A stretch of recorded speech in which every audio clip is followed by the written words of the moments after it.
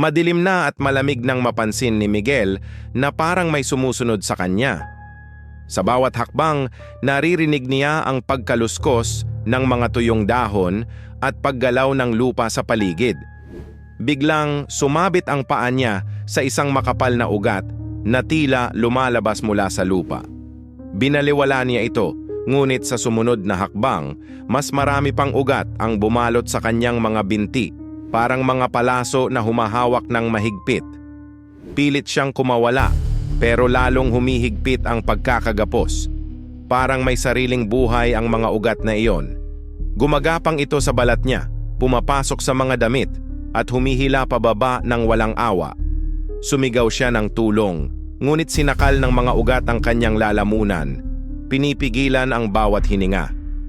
Ramdam niya ang malamig na dampi ng lupa sa kanyang mukha habang hinihila siya pababa, pababa, sa dilim na parang walang hanggan. Sa huling sandali, nakita niya ang mapuputlang kamay at mukha ng mga dating nahulog doon. Mga matang walang buhay, nakatitig sa kanya ng walang pag-asa. Sa ilalim ng lupa, napagtanto ni Miguel, walang makakatakas, sapagkat ang mga ugat ay gutom pa rin, naghihintay ng susunod na biktima sa walang katapusang dilim.